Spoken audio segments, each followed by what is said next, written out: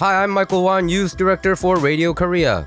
Hello, my name is Young Kim, and I am the Contents Director for Radio Korea. Welcome to Culture Shock, which will be conducted in English because we have your favorite political theorist and analyst and commentator.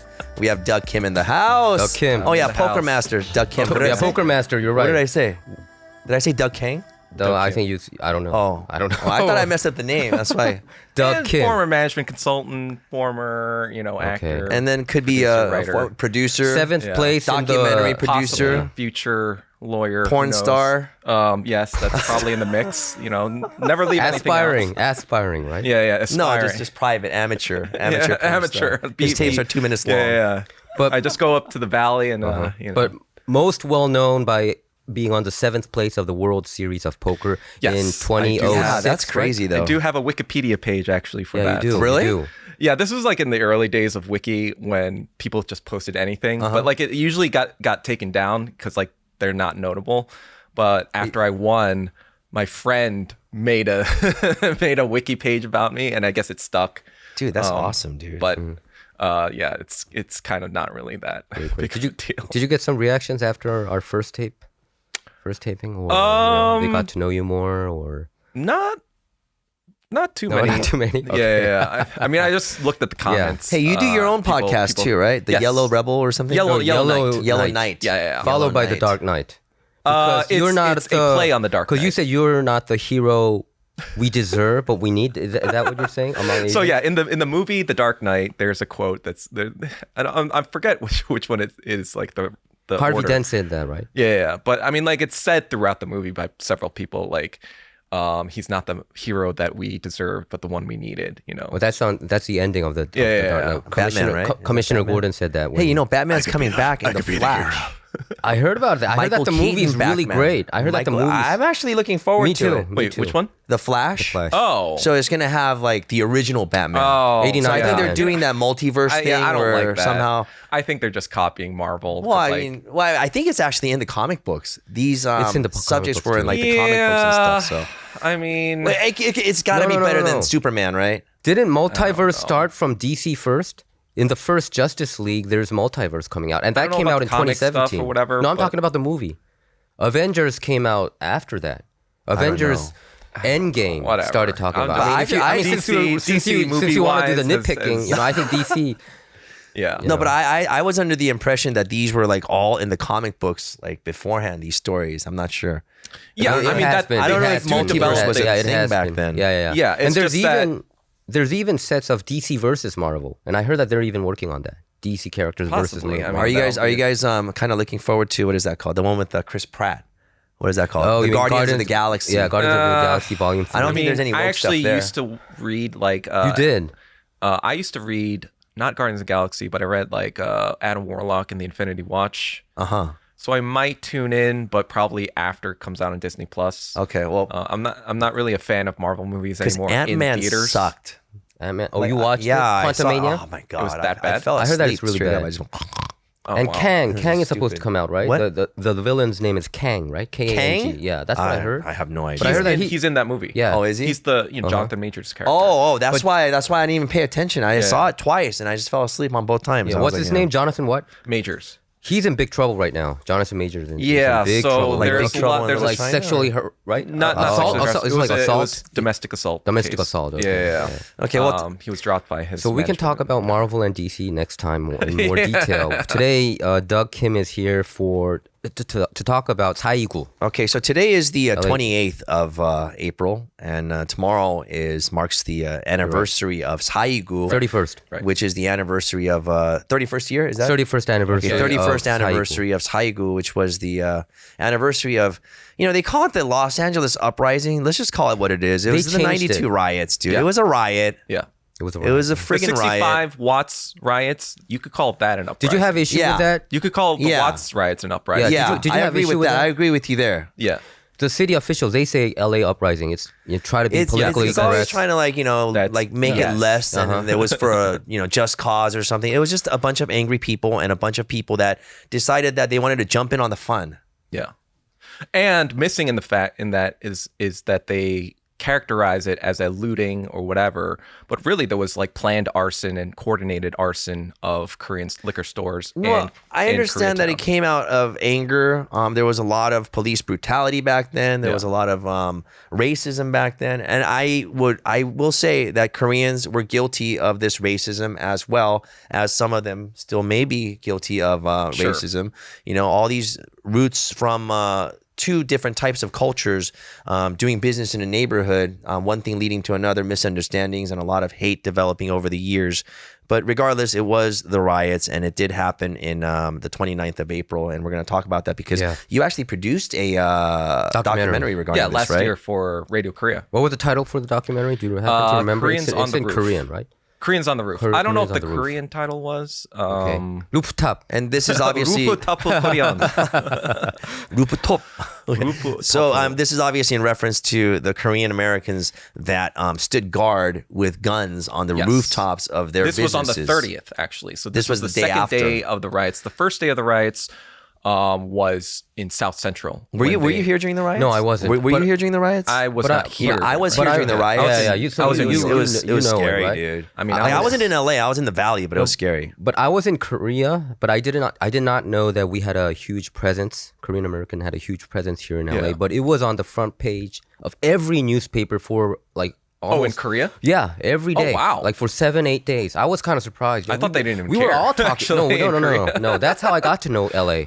And that's how I got to know that, there's a Korean community. So what here. what was your impression of LA at that time? Oh, back then I thought, Koreans were just being demonized by the mainstream media because they showed all that, the NBC footage of Koreans, not treating blacks well, the mainstream. But obviously, they showed that Korean community were the victims of this entire LA riot situation. Which they were, in my opinion. No, I mean, that's not an opinion. That's a fact. But they also, I think, I remember reading one article where I forgot his name, but there was a store owner, but he had a very good rapport with the black community.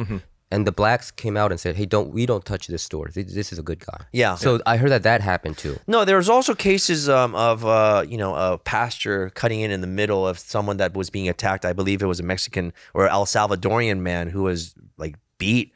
And not only that, his face was spray painted, his chest was spray painted, his genitals, they pulled down his pants, spray painted everything. And they were about to even cut his ear off until this reverend intervened and said, you know what, if you kill this man. Korean reverend? No, this black reverend, obviously. Okay. I don't think a Korean reverend in the middle of that is going to stop anything, No, he's probably going to thwart the danger towards him, right? But a black reverend, he stopped the situation, actually saved this man, and they became friends after. There was also Reginald Denny who was pulled out of his truck. Right. Was that the guy who was pulled out of his truck? That was the first thing that was the first thing all the way in so that's what started. It was on Normandy, and I believe Normandy and Florence and Normandy. Yeah. It was at that liquor store where a couple of cops tried to stop a man, and then a crowd had just come because that was right after the Rodney King verdict, and everyone was out on the streets. Right. They were very angry about this, and understandably so.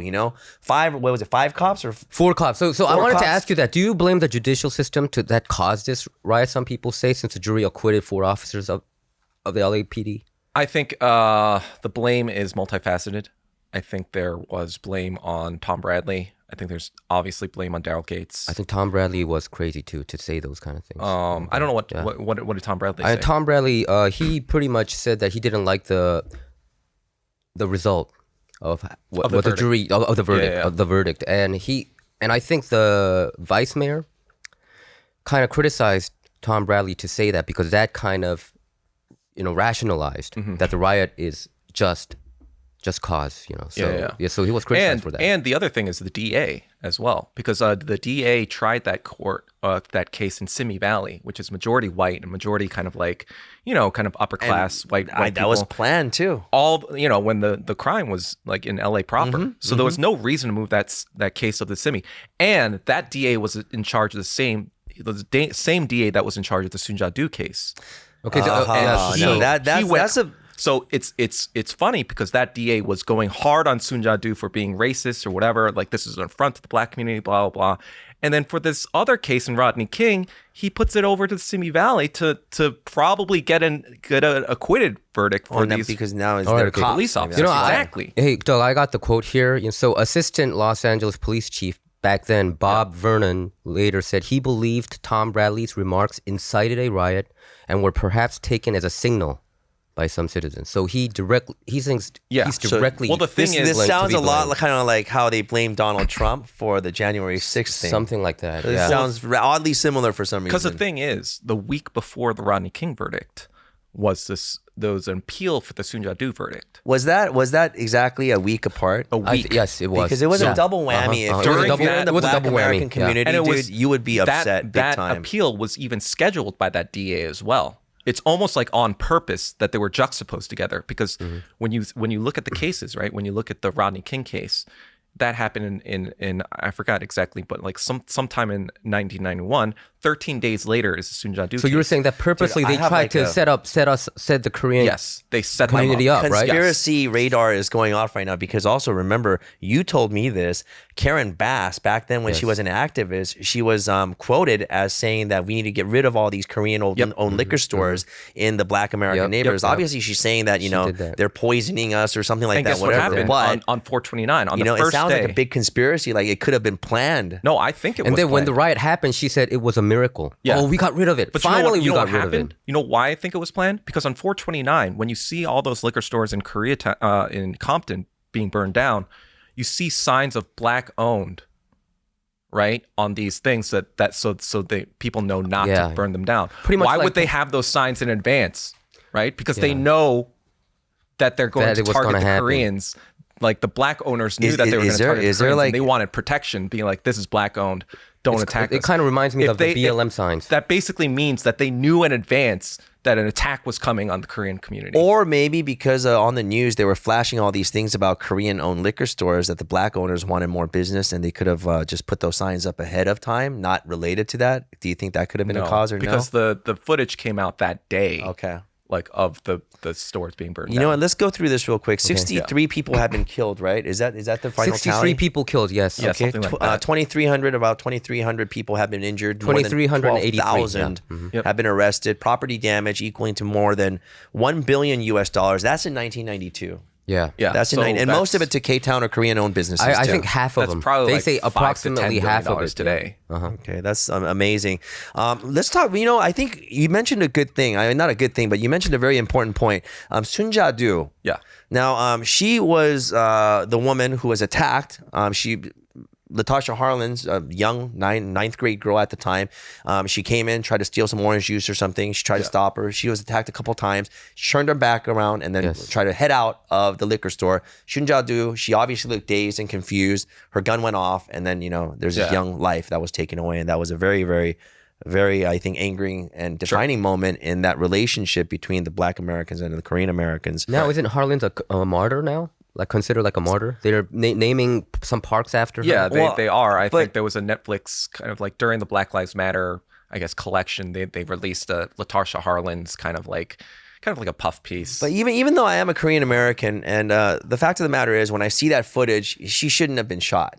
Sure. She shouldn't have been shot. yeah. That was an overkill. That's It what you're was, saying. yeah. Overreaction. But at I the same think the time, Korean community at the time also agreed. I think so. Yeah. Yeah. She shouldn't That have is been true. shot. You're right. It's You're not right. like they were like Yeah, the Korean community cheering also Sun Jia-do criticized on. that, yeah. you so know, what are it's- your thoughts on like the ruling that came out? You mentioned the district attorney. Who, So what happened was she got like 500 hours of community service or Yes. something the like that. thing in is like she probation. was convicted of involuntary manslaughter. It was her lawyer, who was a black lawyer actually, who negotiated with the white judge, who was a white woman. Do you think the factors of race also played a part? It was strategic also. I mean, judging from your knowledge of law. Well, I don't have too much knowledge of law. I thought you were taking By the way, I'm kind of a Doug lark. just recently. yeah, but you don't really learn about law. Okay, okay. It's sad. Yeah, but they convicted her, but the judge, Judge was the changed sentence. whole. Yeah, she was the sentencer, right? So she sentenced it. The jury gave the involuntary manslaughter charge. But then she was the one that said, "Oh, well, this is her first time. I don't think she's going to do it again. I think this was a tragedy, blah blah blah." And I think, like, all things considered, that's where the sentencing came down. Is that normal? For the judge to kind of change it? The I'm judge just wondering. has kind of like they're bound between like certain kind of rules and regulations, but they can like adjust sentences according to That angered the black community too. Yes. But I wonder, they But asked that wasn't there was no petition by the Korean American community for a lighter sentence for Soon Ja-do. There was no advocacy for Soon Ja-do whatsoever from the Korean American community. So anything that happened from that cannot be contributed to the Korean American community. That had solely attributed to Soon Ja-do and her legal team and the Judge Joyce Carlin, I think. Yeah, Joyce Carlin. Yeah. I think many Black Americans at that time were asking that question. That would have never happened to a Black person. Which part? Like, if it was the other end, if the Black person was, the liquor store owner, right, and he had shot someone, they would have never gotten off with that with 500 hours of community service and 2 years or 3 years of probation or not whatnot. Do you think there is some truth to that?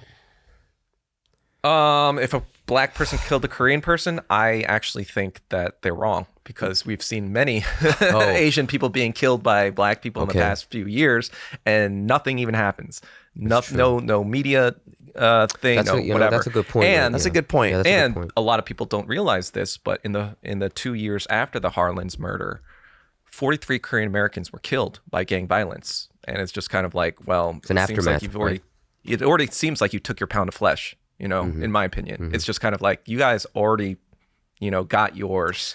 But that's, it's true though. It wasn't it wasn't the first time when you see interactions like this. Many Korean Americans had been shot and killed in the liquor stores, been robbed, been attacked many never times talk about before, but it was never on the news before, never talk right? about that because it's inconvenient to their Do you narrative. think when usually, we know it's very a touchy subject, but a certain race, if they're the perpetrators, that the mainstream media refuse to mention their race? Because I think it's already happening to some. I think in some cases it wasn't the case until recently.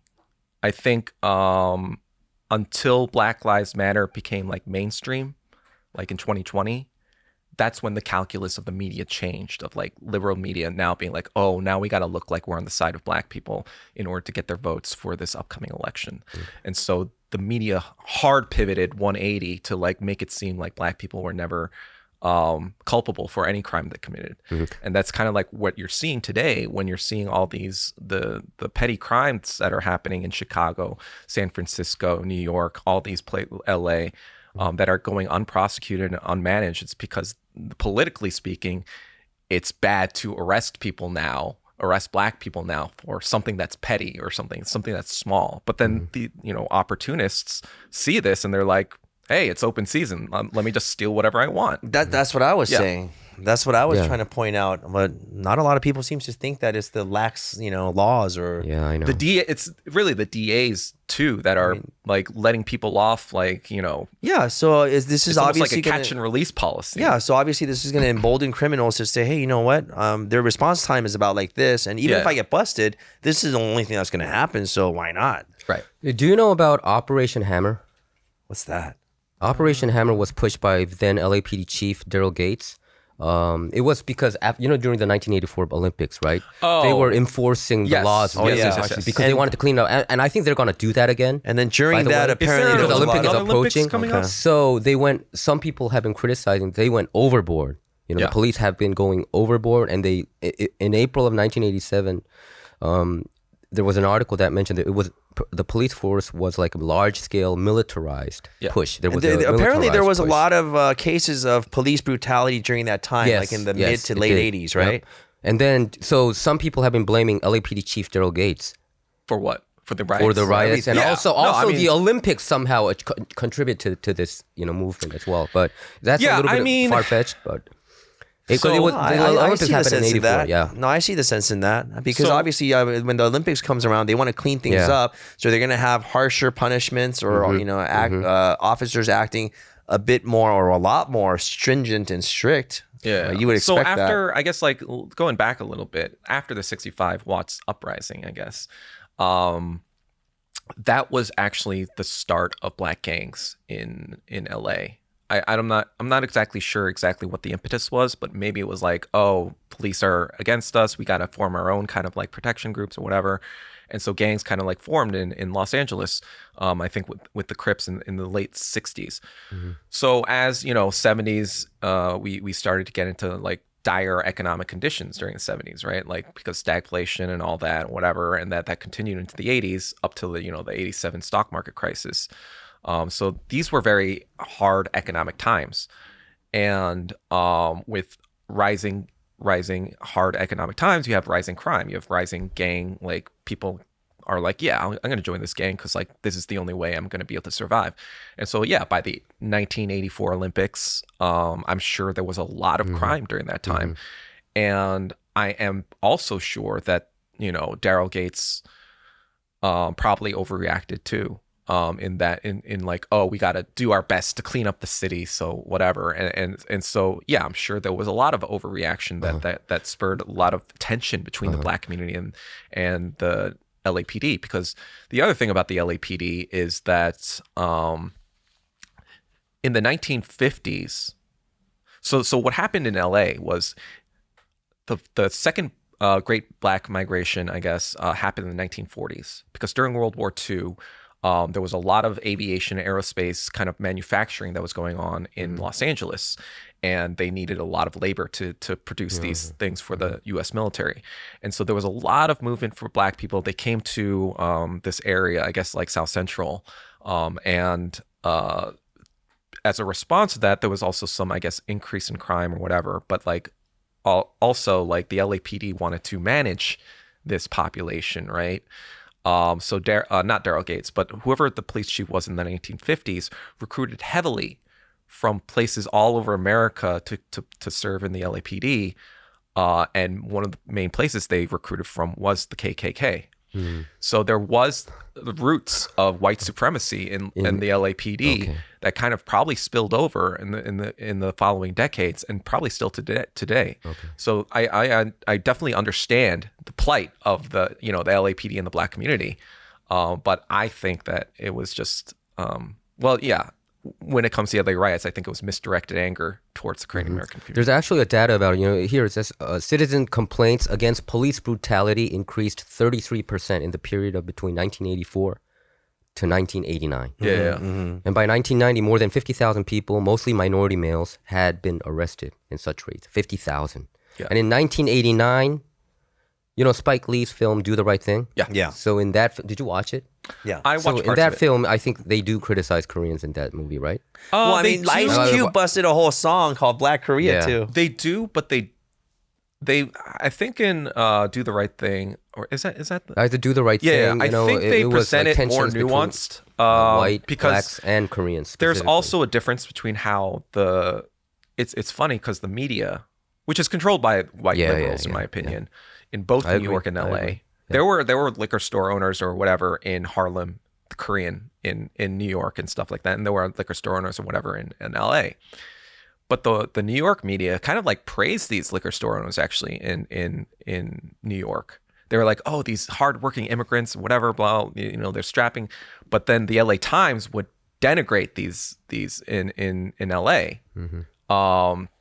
So it just goes to show that like these, like it's not that different. Like just, we're Korean immigrants coming to New York or LA, but it's just like the media can make a perception of like how these people are based on even just like the difference of where they live, right? So even Hollywood gave many people the perception of Korean American business owners as being very rude, or following people around. Have you seen Menace to Society? What? Menace to Society? Yeah. No. Menace but to I did Society. see Falling Down, Falling Down, they filmed a part of that at one of my parents' shop in Venice Beach. But I think that portrayed, was that prior to the riots or afterwards? No, that was after the riots. After the riots. It's kind of ridiculous. That's kind of ridiculous though. That movie was super controversial in Korea. Falling Down? Yeah, was there something? Because we talked about it a lot in South Korea. Was there something in what Korea? With Michael Douglas. Because he was Korean getting angry. movie?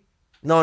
Falling Down was a movie that starred Michael Douglas. It's about a guy who kind of like has road rage, and then he just goes off on a run. But apparently there was like a scene where there was there's a scene where he wanted some change. In a liquor in a and they didn't want to give him store, change. You have to buy something, right? He was too hot. He was sweaty and all that, so he pulled out like a beer, canned beer, and then put his face all over it. This was to in kind a of cool Korean down. And Korean store, and he said, "Hey, you got to pay for that," And then he didn't have the change for it. But that was a white guy then. Yeah, it was a white guy against a Korean guy. On Menace to Society, there's a scene where two guys, they walk in and then they walk into like a apparently Korean liquor store. They're a bunch of Asians. Neither of them were Korean though. You could tell. And then this lady is just like acting like she's dusting off things on the items, on the shelves and stuff. But she's like actually seeing that, trying to see if they're going to steal anything. And these kids, they open the alcohol bottle and they're drinking in there and they're saying, "Oh, no drinking. You can't drink here," And then... Wait, so then they're white kids then? No, right? they're black kids. They're black kids. Okay. But, obviously they're doing something wrong. You're not supposed to open up a bottle of liquor in the middle of a liquor store and start drinking in there. You're not supposed to do that, right? But regardless, one thing leads to another, and then this guy just shoots the guy dead, shoots the lady dead, steals the videotapes, and then shows all of his friends this videotape. And that's kind of like an ongoing theme in the movie, right? But that's how Korean American, that actually business seems more sympathetic to Korean business owners. Well, right. But they're portraying him in a bad way, saying, "Oh, the reason that he actually ends up shooting him is like he goes, I feel sorry for your mother," like that, and that's when he gets shot. Basically, he goes, "What'd you say about my mama?" One of those things, right? But regardless, Korean Americans were just always faced as like the mean, greedy, money making business owner villain. Yeah, even like when they talk about Sun Ja-do, right? They talk about her as if she's like this white supremacist who was out for blood and just enjoyed this opportunity to kill this teenager. Narrative. Was like aligned with the LAPD. Like basically they portray her like when you look at the newspaper articles, they like use this like mugshot that makes this. She's just like probably a regular she's just an ajumma. She's just an ajumma. And it's just kind of like this was a tragic incident. There was a hair trigger on the pistol that she never used once in her life. There was a glass bottle that, she was waving around. He just got hit twice in the face with two haymakers from, and they portrayed Latasha Harlins as this, she is this young girl. She's 15, whatever, but she's 50 pounds heavy. Like you can see on the camera, she's 50 pounds heavier than. She's beat the hell out of her, right? Yeah, and then she was bruised. Yeah, and I heard that those kind of situations happened prior to that to Do Sun-ja. So she kind of got fed up with it. Well, I don't know if it's just fed up. It's just kind of like scared. You don't know she's gonna attack her more with that because she got a black glass. Because back in the day, orange juice bottles they were all in glass. Yeah, and that's what another thing that people don't realize that like people were like, oh, like she just shot her over a $1.89 like orange juice, and that's how it's framed. Like, oh, she didn't pay for, or she thought she didn't pay for a $1.89 thing, and she shot her, and it's just kind of like. No, that's like I can see a lot of the details are being missed in this. And not that I'm saying, obviously, it was a tragedy. I'm not saying she should have shot her. I'm not saying anything like that. I know, but there's the other side of the story too. Yeah, there's a lot to the story that they gloss over. And I think it's because of anti-Korean racism. It's just like, we do not want to even give Sun Ja-do the opportunity to even look like a human being, to assign to her any humanity, to understand her at all, to understand the Korean position at all, because we think we are in the right, and Korean people, they're just stupid and they're racist and they're white supremacists. I wonder if the Sun Ja-do thing never ever happened and that was never exploited by the media the way it was, and it was just the Rodney King case. I wonder if the riots would have happened. I wonder if Korean American businesses would have been targeted. I think if the appeals court decision didn't have come out, it would not have happened, right? Which one? The one? The Do Sun-ja, yeah. Yeah. You're right. So what happened is the original sentencing happened in November 21st, right? And then there was an appeals for that. That the DA, I forgot what his name was, the same DA. Yeah, and he scheduled it a week before. And then the week before, all these black hip hop stations were saying, we got to do something about this. If the Rodney King case, like whatever, comes out negative, after the Sun Ja-do thing, they were like enraged. They were like, we got to do something about this. We got to take it to the streets. And like they were saying this on radio, right? Like, I think I remember this. And they were saying like, and like you said, that Black Korea, that song came out at the end of 91. Yeah. So that was like almost like a prescription of like, this is what we got to do to, win our rights back or whatever. Were there some anger towards Ice Cube? Yeah, I wanted to know. From the Korean community? There Did we call him out? They did, but I don't, because I was trying to research about it, but I couldn't find it on Google. Yeah, it was Bing, small or, because the Black song? Korea, the song. Oh, it's not there anymore? No, it's there, but I'm wondering whether the Korean community came out and publicly call him out for it. I remember. They did, but it's just ignored because we don't have voice. I remember we were talking about it, going, dude, Ice Cube this, Ice Cube that, because he was coming out of NWA, so he had a lot of fans. You know, we were fans, but when he came out with that, I remember going, F. That was also a big really news. like so. You and your friends were like, I remember that. Like, I remember that. We're done with Ice Cube after that. Yeah, and then Tiger JK from Drunken Tiger, he actually was motivated to write a song. This motivated in the world of hip hop music, because after that Ice Cube's music, that's when he really dug into the world of hip hop and started rapping seriously. Oh wow, that inspired him. That was one of the big inspirations, and he even performed at like a Korean like festival or something regarding this.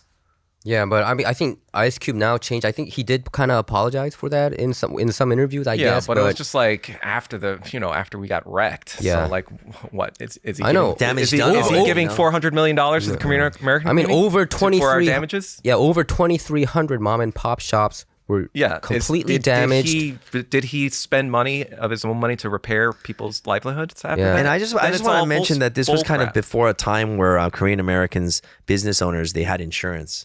Yeah, so they completely lost the whole thing. They didn't have right? coverage. You know, it wasn't like, and it's not just that. They were scanned by all these like insurance companies because they're immigrants. They don't know exactly what insurance and these insurance companies didn't actually pay up. Mm-hmm. So a lot of them had to move out of it. This was like, I don't know. To me it was Kristallnacht like genocide. Yeah. So less than 1/4 of them actually revived their business, and I think there was a survey done by the LA Times. Yeah. And they surveyed Korean Americans, and 40% said they want to leave LA. Yeah, after that incident. I mean, after the Watts uprising in 1965, all the Jewish owners just left, but they were paid by the government. The LA city government paid for all of their damages. Oh. But Koreans didn't get it. Yeah, and then they sold off their businesses to black owners. That's the thing too. A lot of people don't know this, but before the Watts riots, that was in 65. And that's in 1965 is right when Hart-Celler was passed. So Korean Americans weren't even there when the Watts riots happened. And so Jewish business owners, they were selling to black owners. Mm-hmm. They were selling to mostly black owners in South Central.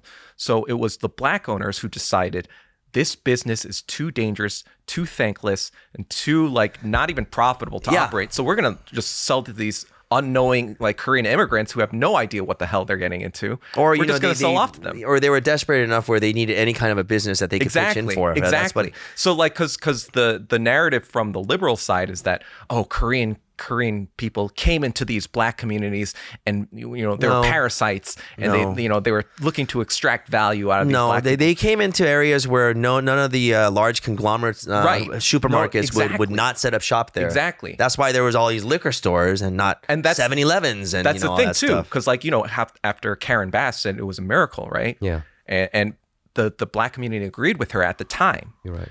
But then in the years afterwards in Compton, people realized, oh shoot, we're in food deserts. We have to walk 2, 3, 4 miles to get our groceries, to get our things, just basic necessities. So it kind of made their life more difficult, right? It actually So they miss Koreans.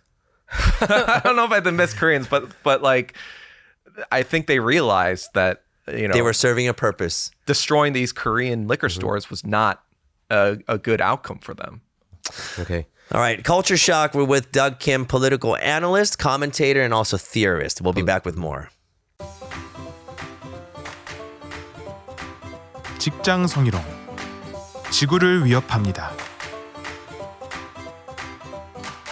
열심히 회사 업무를 하고 있는 꽃미남 회사원 A씨. A씨의 하루를 한번 따라가 볼까요? 꽃미남 A씨를 음흉하게 쳐다보는 팀원들. 매일매일이 미남은 괴로워입니다. 일과 중 궁금한 게 생겨 질문을 했는데 선배가 불필요한 신체 접촉을 일삼네요. 이거 영 불편해요. 물을 들어가는 A씨. 동료 직원이 훑어보며 하트를 날리네요. 참 민망하면서 무서워요. 업무 후 칭찬을 받는데 팀장님이 엉덩이를 토닥토닥 하면 안 되는 거 아닌가요? 하루가 영 불편한 꽃미남의 하루. 무엇이 잘못된 거죠? 여러분, 이것은 정말 잘못된 상황입니다. 직장 내에서 성희롱을 당하고 계신다고 느끼시면 제일 먼저 슈퍼바이저 혹은 HR 부서의 도움을 꼭 청하셔야 합니다. 만약 회사 내에서 충분한 도움을 받지 못하신 경우 캘리포니아 주에서는 Department of Fair Employment and Housing이라는 곳에서 추가적으로 도움을 받으실 수 있습니다. 자세한 내용은 해당 웹사이트에서 확인해 주시기 바랍니다. 회사 내 이루어지는 성희롱의 범위는 생각보다 넓습니다. 당사자가 원하지 않는 신체 접촉은 하지 않으셔야 합니다. 상대방을 서로 배려하는 직장 문화를 만듭시다. 이 광고는 라디오 코리아와 함께합니다. And we're back with Culture Shock. And we have a very, very special guest. That's you right. know, a very, very super special guest. He said he's going to come, you know, all the time, but finally. We finally dragged him over here. This is Yes. Michael Kim, Michael Kim, CEO of Radio Radio Korea Korea. And he is also the producer Yes. behind this Haigu documentary. And this is the producer and the director together. Hey, Michael, how are you? Great, yeah. Thanks for having me on this program. You sound so excited to be here. I mean, super duped. I got, Great, you know, yeah, I thank could you feel it. for I having could me feel on it. this program. So I wanted to know how, you know, the project started and, you know, the process of it. What did you Right. feel after, you know, whether you were Okay, happy about the result? Last year was the 30-year anniversary since the LA riots, and Haigu was coming up, and I thought, wow, Radio Korea played such a major role during the riots in helping keep the community safe and mobilizing the community to protect itself. And I thought, wow, we don't have anything going on. We got to do something. And I think at the time it was either like maybe February-ish, so we only had like maybe 2 months. And at the time I thought, wow, how can we do something? Like I can't make this. And then I know that Doug had been, Douglas Kim here had been pretty active online, you know, just him, you know, he was one of a few Koreans out there who was willing to like, you know, defend the community because there's all these attacks about how Koreans were racist or, you know, kind of implying like we deserved what happened and all this. But, you know, there were a few Korean voices like Doug's out there, Korean American voices who were like defending the community and not just saying like, hey, you know, what we had no choice or something, but actually giving like some historical context and talking about all these different factors going on that, you know, created this, I don't know if you call it perfect storm or, you know, this, all these things coming together and creating this like explosion basically. And I thought that Doug was, you know, he's local. He was in LA and, you know, he had produced things before, you know, he's produced his own shows and he's done things and It he's was a my smart- first directing. Oh, Yeah, okay. experience. But yeah. Doug's Yeah, Hollywood I- background kind of, Yeah, because Doug had produced like a contributed, right? sort of like a dramedy kind of pilot. Yeah, so I had made a TV show kind of like modeling my own life as an actor. Tell us Did I- about this. Just Doug, I- right? No, tell you Just the Doug. first time? You didn't talk about that. But anyway. Here, drop the plug. So Okay, it wasn't well- like Michael, our CEO, Wait. the CEO chose nobody. No, he no, was no. somebody. Okay, yeah. so I'll finish this real quick here. So he had produced this, and he'll talk more about that soon, I'm sure. But I saw that he had production experience, and he has the knowledge. He's Korean, he's here, and he has passion. And I contacted him, and I said, hey, you know, can you help us direct this documentary, make this for us? And he's like, there's only like 2 months left, and you're trying to make this.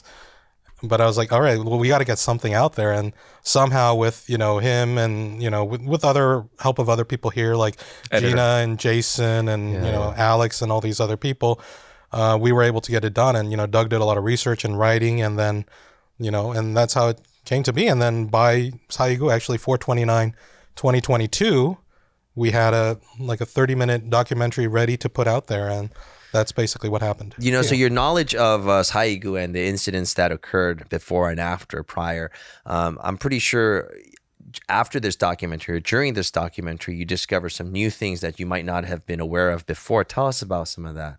Anyone want to go ahead? Well, yeah. So I kind of came into it a little bit colder. Obviously, I'm not from LA. I'm from New York. When Haigu happened actually in New York, I actually didn't even know that. Oh, you were in New York. Yeah, I was in New York. I was 92. So I was like 8 years old. I wasn't, I had no idea what was going on.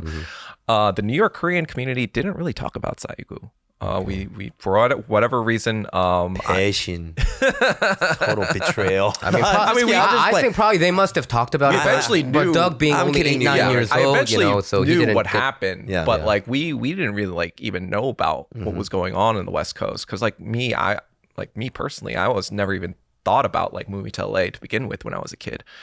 So all that stuff was really foreign to me. But yeah, like in the past few years, I learned about the riots even before this documentary here and there. But yeah, when I was in the documentary interviewing people and doing all this research, watching all these other documentaries about the time, like there was an OJ documentary I saw at the time that was really informative as well because it was about that period in the 90s. 94, right? Yeah, OJ was 94, but they talk about like kind of like LA during that time as well, and so I got a lot of context of what was going on, and you know I did my own research about the LAPD and all that stuff, and I really was disappointed because like I feel like I had a lot of data and a lot of information. I wanted to make like almost like an OJ series, like a 6-part documentary myself, but then you know we were limited by our time constraints and our budgets, so the 30-minute documentary is like how I managed to pack everything I feel like I learned into it. I watched it and I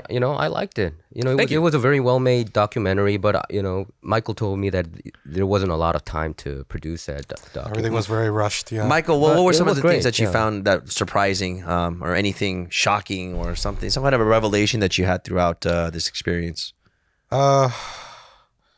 The stuff that was in the documentary that we did make, I pretty much knew more or less, like pretty much most of it. Yeah, the broad strokes. I think what kind of pushed me into like really wanting to do this, not just because it's Radio Korea, but was because I was seeing all these younger Korean Americans like on Twitter and whatever, just saying, oh, it's the LA uprising thing is coming up, and like Koreans have to, we're anti-black, and it's basically just, I was like, how can, even fellow Koreans, act as if this was justified?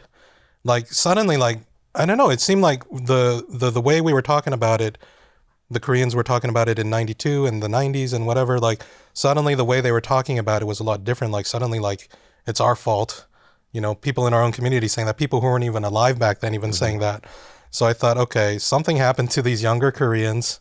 I think they absorbed, a little too much mainstream media garbage. Yeah. So this retelling of those historical events. Yeah, this was to do it skewed. from. Yeah, this was to tell the riots from our perspective as Korean Americans in LA, not from the perspective of just like what many were doing was just repeating what they heard from, I don't know, CNN or LA Times. You or wanted something. to wake up the boba liberals. That's what I mean. Boba liberals and boba conservatives. More like the kimchi liberals, because these are Koreans. What? Well, yeah, right. Yeah, to wake up the mainstream narrative, Yeah. who follow The kimbap. blindly the The mainstream, kimbap liberals. which is a huge issue. I think that The it Twinkies. goes on all the time.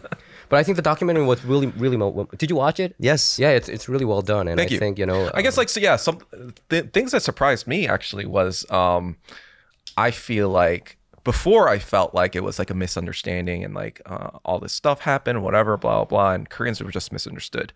Now I feel like, and put your tinfoil hats on, I feel like this was a coordinated effort to throw Koreans under the bus for white supremacy. I see you nodding your head over there. Do you agree with that?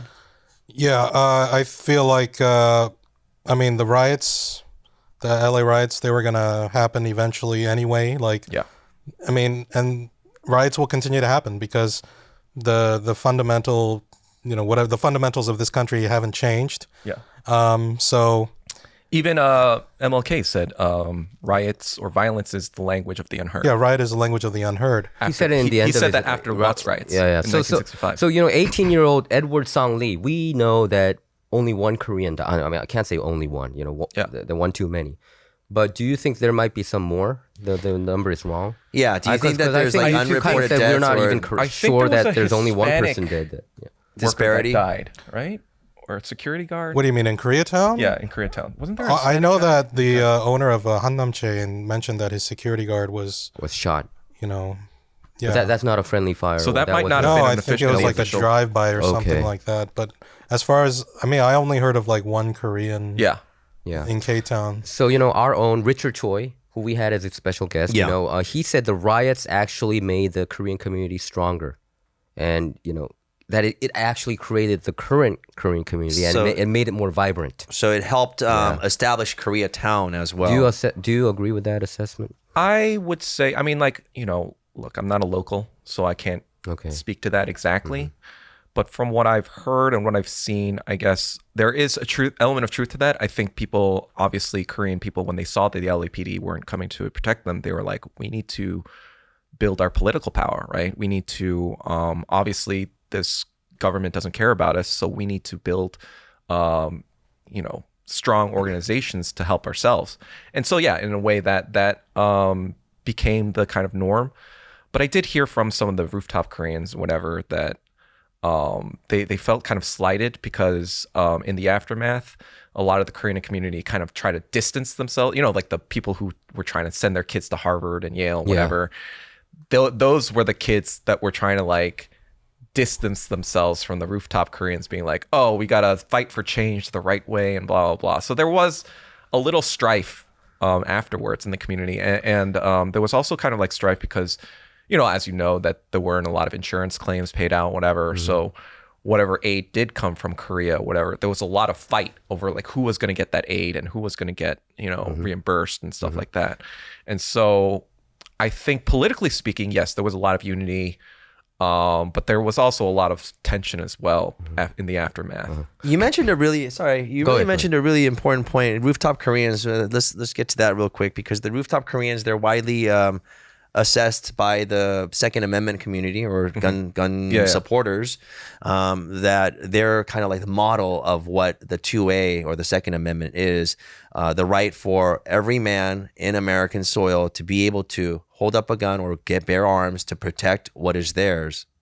I think what the 2A community gets wrong about the riots, though, is that they weren't just protecting their property. Like, But they were I'm sorry to protecting each say, other, but right? black people, like especially the Crips and Bloods, they were out for blood. They wanted to arson these stores. It wasn't just like there was the arson. My father was on location with one of them where one of the swap meets just burned down to the ground, and they were out there with shotguns and even toy guns too, with the orange barrel area taped with black electrical tape for those people who didn't have enough guns. I see. Yeah. But yeah, I think that on the other side of the narrative, it's like, oh, you shouldn't, shoot people to protect your property or whatever. Like, you can always replace property. It's like, no, you can't, because these were burned down. It wasn't like these people were just coming in and were looting lives. a few candy bar. Like, that's the impression that I guess like young people have today, that, oh, these were all just like rioters just taking candy bars or whatever, and like insurance will cover that. Blah, blah. No, first of all, they were not just doing that. They were trying to torch the buildings with them on the top of the buildings too. Yes. Okay, Michael Douglas, I wanted to ask you a question. What do you think about like Michael Douglas. falling down? They started like, Michael wow. Douglas. So let's call it. What do you think about prominent Korean entertainers like Bobby Lee criticizing the Korean community for the riots happening? That we're the one instigators. I think he's an idiot. I think he's How a old is clown. Bobby I Lee? think he's Bobby Lee, comedian. He How criticized old the Korean is he? Our community. age, or he went? Mad He's TV. 50 He's like something. 51 or Oh, okay. yeah, I think he's like Something like that. 1970. Yeah, and I think I would imagine he would know better. It's not just once. He did it Well, continuously.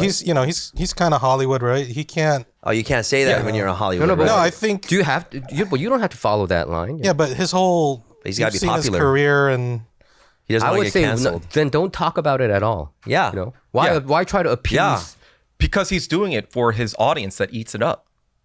He wants to gain recognition for being this progressive person and be like, oh yeah, like, I'm, Bobby Lee. I'm like, I say it out. No, I okay. think he's coming off as like, okay, I'm morally higher. Exactly. Other people, they're Yes. just Right. making it racial, but I'm morally Yeah. higher that I can see it more objectively. I think that's he's trying to portray it Yes. that way. And that's I think that's a completely condition, wrong. I think, in general, for a lot of people, a lot of Asians in Hollywood, they want to look like, oh, I'm not like the other Asians. I'm this cool Yeah, Asian. I'm yeah. this enlightened Asian, Yeah, I think, but I think I don't think Bobby's like intentionally. I think he doesn't know. Like he doesn't. That's just what he's heard from all his like Hollywood friends and how he's read about it in the news, or maybe that's what his girlfriend told him, and he doesn't know the other side. I think. Do you think Bobby should watch this documentary? He should, and I saw him a few months ago actually at restaurant Young King, the jjajangmyeon place. He sat right behind me. I just saw him. I didn't know. I just waved hello, and I was gonna talk to him and be like, "Hey, come on," and he's to Radio Korea, and he's in a little controversy himself recently. Yeah, I think he got dumped by his girlfriend. I think. Not just that. No, you heard about his story in Tijuana. Oh yeah. I heard. But anyway, he was dropped by Amazon apparently. Was he? Or his was podcast? He dropped by Amazon? It was he made a controversial remark. Was he talking about Philippine girls? No, he was in. He made a story about it in Tijuana. About Filipino girls in Tijuana. That he had a prostitute that might have been underage or whatever. Yeah. But then apparently, and then he just wanted to get it over with or something, right? Yeah. Apparently, what I heard though was that this was during the time when he was doing a lot of comedic stuff. And that was actually the point of the room. The point of the room was to come up with a story on the spot that was as crazy and ridiculous as possible. And this was in an earlier time when anything goes in comedy, right? It's not like today at all. And yeah, it's a terrible story. Obviously, I don't think it's a true story. Didn't he kind of make it sound like it's a true story? Yeah, of course. I think that's the point. Because that was the point of the comedy right? thing. It's it was they train you to kind of just come up with anything on the spot just to get a reaction from people. I mean, I feel it's supposed to be purposely provocative to get a response. So it wasn't. It's complicated. I'm not supporting Bobby Lee. I'm not defending whatever. But it is, from what I understand, a comedic kind of rite of passage for that specific. Yeah, what I'm angry about is why can't we fight for our own? We see that blacks are fighting for BLM. Most of them they fight for their own cause. Right. But why do we, one of the prominent entertainers out there, I don't even know who's more famous. Yeah. Do you think we should they're always on the side of the There's no profit in defending. Do you think Asians would be hurt if we start rioting like that? I want to go, and this is one of the other reasons why I followed Doug on Twitter, even though I think he goes a little harsh sometimes. Okay. Doug goes crazy on Twitter sometimes, but he uses the term. Was it you? I think you said Asians are the most cucked race or something was that you? That is harsh I don't think I've said that exactly. I think I've. What was it? I've seen before that of all the minorities. I don't ask him. I've seen before maybe it was on Twitter, so I thought it was from Doug. But it's probably of all the minorities, Asian, Latino, Black, Asians are the most that are willing to throw their own under the bus, and really love that they're considered model minorities. Thank you for accepted. Yes, to find they're acceptance. so happy. Which is the Boba liberals. So we right? would Takashi 69 our own. They're so happy to talk about Hollywood and these Asian stars in Hollywood. This is all they talk about. And but then there's those Boba conservatives who are like Kenny Xu or that guy, the stuff that he says. Yeah. How about John Cho? Is he one of the different ones? Because he wrote a book about Tsai Ing-wen. Is he different, or is he wrote also it with Richard Choi, the vice chairman. Yeah. He's different, but he's not really that politically involved, which is I think smart. I think for any I think talking about Tsai Ing-wen shouldn't even be about politics. It's about just being what's right and wrong, and this was completely wrong. I mean, but the only information that even Asian American people had was okay, look at what CNN says. CNN made a documentary. Right. But I guess National Geographic made a documentary. What's disappointing though about the Korean youth is that you'd figure that enough of them would be curious enough to at least go to the Wikipedia page. There's all these things on just the basic Wikipedia page that dispels a lot of their stuff. Do you think it should be up to us, this generation, to tell this story to our kids and to make sure that they remember? I think it is. I mean, that's why I agree with it too. I tell them about it too. Direct the documentary. Because Young and I, we had a culture shock because we had a meeting with the USC Korean American students almost a month ago, and we asked about LA riots. And I think they didn't seem to really know it. They knew that something happened in the early 90s, but they didn't seem to know about it. Yeah, that's on purpose. I mean, that's why, the Korean War is called the Forgotten War. Okay. Everything that has to do with violence against Koreans is just shoved under the bus, be like, you know what? They probably deserved it. They're Koreans. They're crazy communists. They're crazy white supremacists. They're crazy people that just need to be killed. And that's the story. And you don't really need to look at the details because Koreans are just crazy. I have a question for you guys. You mentioned that what what Dr. Martin Luther King had said in the past, that the protest or rioting or unrest is the language of the unheard. Yep. Was that? I don't know. I think I'm paraphrasing. Riot is the language of the unheard. But you know, when you look at the Asian American community, we're pretty unheard. Even though we have representatives, even though we have figures, no one really talks about anything.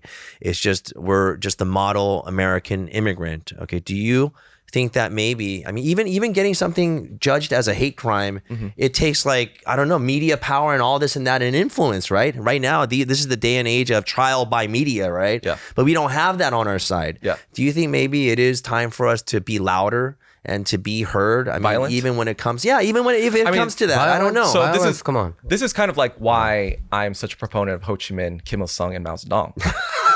You're going there. You finally went there. Exactly. Okay. Because you know they thought the same exact You're thing. freaking me out. Why you trigger him? No, I hold told on. you. But let me finish my point. Because the things they're saying, they realized these people will not stop coming after us until we take a stand.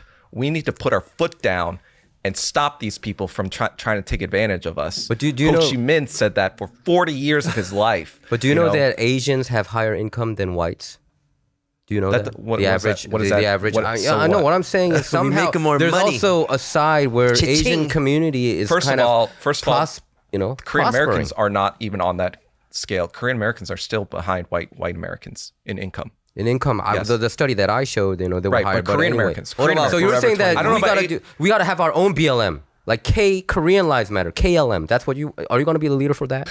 Isn't there an I mean, I airline, feel like I KLM kind of am Airlines? almost. Are you already? I have a podcast Yeah, you literally call called the yourself, Yellow like, the Night Yellow Night Podcast. Hey, but Podcast, isn't The hero isn't we the deserve. But Doug, Should we isn't the, create a group? So Doug, isn't the term yellow that's also disparaging towards Asians? Why use that one? Why didn't you use like I the had Asian a night? podcast that I called the Oriental Experience. It's- Oh yeah, that's also disparaging. I more mean, like- Oriental doesn't sound cool It's either. more like kind of like a reclamation Me for too. myself. It doesn't give that impression, man. You should change it. No. So Yellow Knight, it makes you more of a comical figure. If you say Yellow Knight, the Well, Dark I'm Knight, wearing it gives yellow.